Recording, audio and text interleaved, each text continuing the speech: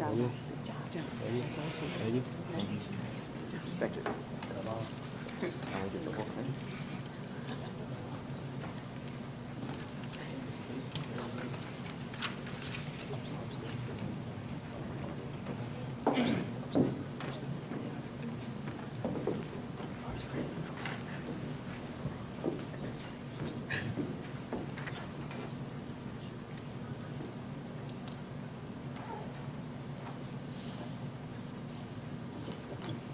Okay, thank you, Dr. Rattigan. Some impressive achievements by our students.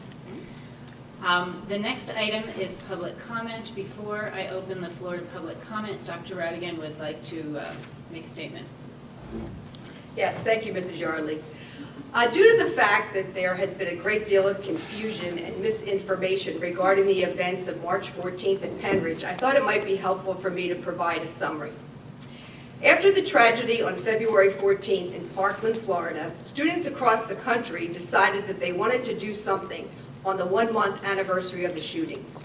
The Penridge High School students were no different.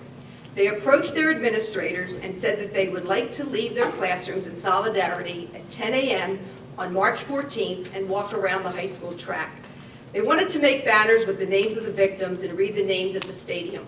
The student leaders made it clear from the start that their actions were not going to be in any way political. The administration was grateful that the students were willing to come to their administrators in advance with their ideas. At the same time, many people, including board members, began contacting me. Some felt that the walkout would be a political statement in favor of those who are pro-gun control. This belief was due to the fact that the walkout was being promoted by the Women's March Youth in Power. Others contacting me felt that pupils should be allowed to participate and to exercise their First Amendment rights. At the same time, myself and the district office administration questioned the safety of such an event. After all, our high school field is wide open and backs up to the woods. Since many schools across the country would have students outside at 10 a.m. on March 14th, we were concerned if they would be soft targets. After having several conversations with the board and listening to feedback that they were hearing from the community, it was clear that the board members were questioning if any event should occur on March 14th. As such, further discussion was requested at a public meeting. The administration still wanted to honor the students' wishes to pay their respects to the victims. The student leaders decided that they would be willing to remain in the building and hold a silent assembly in 2 locations. The plan was for the students to be permitted to attend for 17 minutes voluntarily or to remain in class with their teachers. At the assemblies, a PowerPoint would be shown containing 17 slides with pictures and bios of each of the victims. The local police agreed to assist us and to have a presence both inside and outside of the high school. Wanting to honor the board's wishes and to show support for the students, I and the district administration offered the following options for students on March 14th at 10. Stay in class with the teacher and do homework or ask for help or enrichment. No new concepts were to be introduced if any student left the room. Attend the assembly in the location designated by grade. Sign in late with a parent or guardian note, meant for those who felt uncomfortable making the choice that day, and the lateness would be excused. Walk out of the building at 10 a.m. with the parent or guardian, or leave the building without a parent or guardian and receive a Saturday detention.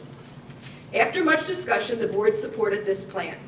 The next day, I sent a letter to Penridge families explaining these options.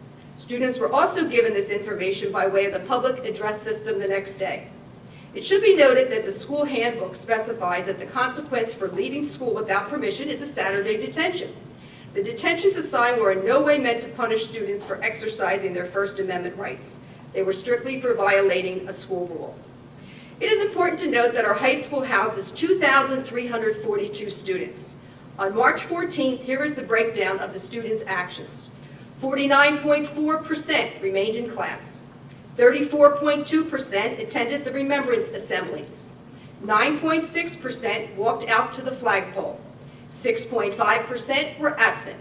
0.2% left the campus. 0.1% were tardy to avoid making the choice. I and the staff were extremely proud of how our students respectfully and maturely handled the situation from beginning to end. The student leaders who planned the assembly are being honored this week by the Penridge Regional Police Department. Since March 14th, myself, Principal Ms. Gina DeBona, her administrative team, and the board have been receiving numerous calls and emails. Although some have been in support of the district's actions on March 14th, most have been against. The messages against our actions have ranged from anger, to accusations, to disrespect, to hate, and at times, to threats. No one deserves to be treated this way. I wish to go on record stating that Ms. DeBona and the high school administrative team do not deserve any of the backlash for the district's decision on this issue.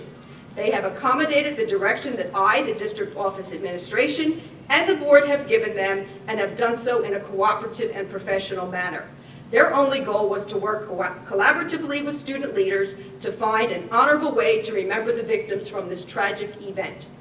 It truly saddens me that the district's actions regarding this event have caused such dissension in our community and have attracted such widespread attention. I believe that it is in everyone's best interest to put this event behind us and to focus on what is really important, the education of our students.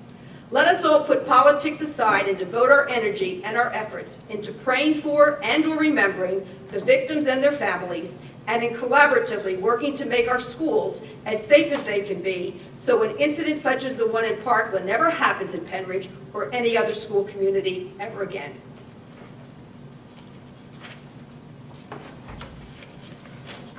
Thank you, Dr. Rattigan.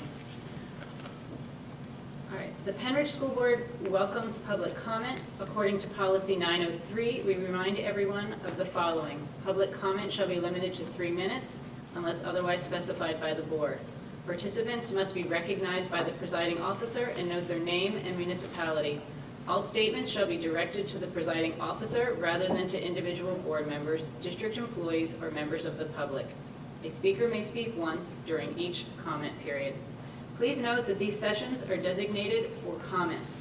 To protect the confidentiality and privacy rights of all members of our community, the board encourages members of the public to direct any comments regarding particular individuals, such as students or district employees, privately to the superintendent or other appropriate administrators or board members, or to communicate with the board and superintendent privately by sending an email to psdschoolboard@penridge.org. Questions raised and not addressed may be followed up at a later time. Is there a sign-in sheet that I didn't see? I didn't walk by that way. Okay. All right, thank you.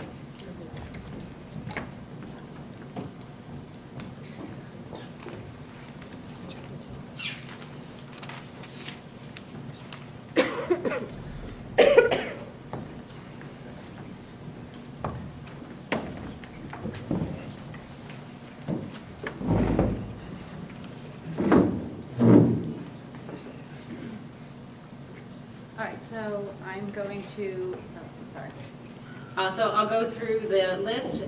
Each speaker will have 3 minutes. If needed, I will limit the public comment period at the beginning of the meeting to 1 hour per school board policy. So I'm going to start with these, and if we still have time within that hour, I will open it up to other people who wish to speak. So the first name on the list is Sue Furlong.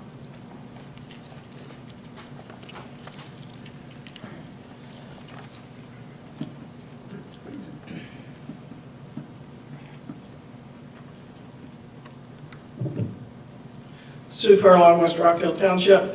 I have 2 questions. I was wondering if the district will be posting the 9-page Upper Bucks Tech School budget that was presented at the Finance Committee meeting on the website. And I would also like to know if the district will be posting the calculation to show the proportion each sending school will be paying towards the operating budget of the Upper Bucks Tech School. My second area of concern is, will the school district, tonight you're approving 3 extended contracts. And my question is, will those extended contracts be posted on the school district's website?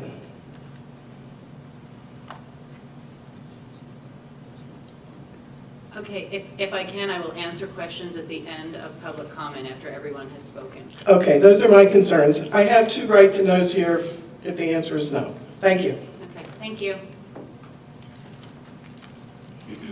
All right, the next name is Kenneth. I can't really read the last name. It starts with an No. M from Bedminster. Miller, Miller, like beer. Millick, okay, thank you. Miller. Miller, oh, sorry. I can't read it, sorry, thank you. That's all right, sorry, my handwriting is atrocious. I have 2 concerns, really. One of them Oh, is, I'm sorry, before you start, can you just state your name clearly and your township just before you start? okay, Kenneth Miller, Bedminster. I have 2 concerns. One is on April 20th, that's the anniversary of Columbine, there is another proposed walkout. I don't know if Penn Ridge is going to participate in it or not, but what is the board's policy? Will it stay the same, where parents will have time to take some time off work so they can accompany their kids outside, or wherever they decide to hold a rally, and it's an all-day event? Would this be called a school cut, and what would be the punishment for the students? My only other concern with this board is, if reading all the reports that I've read and everything, is the board able to take their personal political beliefs and put them aside and think of the education of the students and the safety of the students? I disagree with the thought that a high school football field would be a soft target. Children leave the school every day at 2:30, pretty easy to tell, and we have high school football games, Friday nights, Saturday nights, still a soft target. I just disagree with it. I would like to see the board leave beliefs out. I think the students didn't really have beliefs in political, and I don't think they were pushed by an agenda like some have said. I think they really do have a concern. And they were very peaceful, respectful, no instances, and I'm proud of all the students, not just the ones that walked out. I'm proud of the ones that went to the auditorium, and I'm proud of the ones that stayed in their classroom, proud of the ones that stayed home. I have everything but love at Penn Ridge. I don't think my son would have graduated without the great teachers and administrators here. This is a great school district, and I'm very proud, but this one put a little black eye, and I'd like to see it look better, because I got nothing but great things to say about this district. Thanks.